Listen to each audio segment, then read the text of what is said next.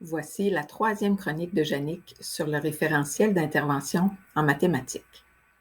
En ce début de troisième chronique, je fais un retour sur la question que je vous ai posée la semaine dernière, c'est-à-dire qu'est-ce que c'est pour vous donner du sens à la mathématique? C'est ce qu'on va traiter dans cette chronique. Donner du sens à la mathématique, c'est tenir compte de trois aspects fondamentaux, c'est-à-dire vérifier la compréhension conceptuelle de l'élève, développer sa flexibilité et sa fluidité. Mais qu'est-ce que ça veut dire, ces trois aspects? On va les traiter brièvement dans cette chronique. Historiquement, faire de la mathématique, ça passait beaucoup par la mémorisation. On mémorisait des techniques, on mémorisait des faits numériques, mais la recherche nous a depuis démontré que pour qu'un élève soit compétent en mathématiques, il devait comprendre ce qu'il fait. Pour Madame de Blois, d'ailleurs, comprendre en mathématiques, c'est être capable d'adapter ses savoirs aux différentes situations devant lesquelles on se retrouve. Pour Van der Waal, la compréhension conceptuelle en mathématiques, ça passe par le quoi et le pourquoi. Un élève sait quel concept il utilise et il sait pourquoi il l'utilise. Ça fait aussi référence au fait que l'élève est capable de faire des liens entre les différents éléments d'un même concept ou faire des liens entre des concepts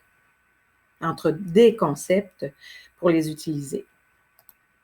Pour travailler sur cet aspect, il est important de bien connaître et comprendre les différentes manifestations qui nous démontrent qu'un élève comprend ou ne comprend pas pour pouvoir intervenir au besoin. Quant à la flexibilité, les chercheurs l'ont décrit de trois manières. Il y a trois éléments là-dedans. Un élève va faire la preuve de sa flexibilité s'il connaît plusieurs façons d'utiliser une tâche, ou bien s'il est capable d'inventer des procédures pour réaliser une tâche familière ou routinière, et finalement, s'il est capable de faire le choix d'une façon de faire qui est plus optimale ou plus efficiente. Donc, pour développer la flexibilité, c'est pour ça qu'on recommande souvent de proposer des contextes variés aux élèves ou, parfois, pour une tâche, on leur demande de trouver plus qu'une manière de réaliser la tâche, plus qu'une façon de représenter un nombre. Ce ne sont que des exemples.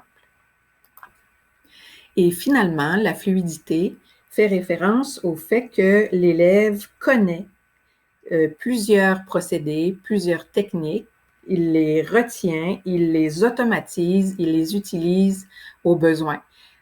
On peut penser ici, là, naturellement, à nos complémentaires, à nos multiples, mais ça peut aussi faire référence au fait de bien connaître l'algorithme pour réaliser une opération, de bien connaître les différentes stratégies à utiliser dans un contexte ou dans un autre.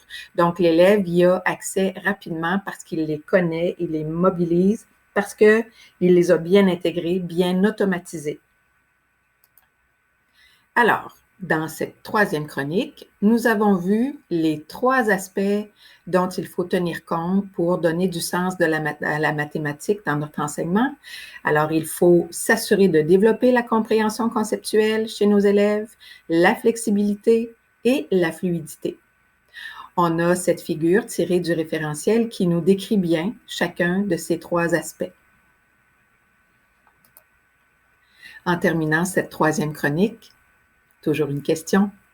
Quel lien faites-vous entre ces trois aspects? Quelle est l'interrelation qui existe entre ces trois aspects pour donner du sens à la mathématique? Bonne réflexion.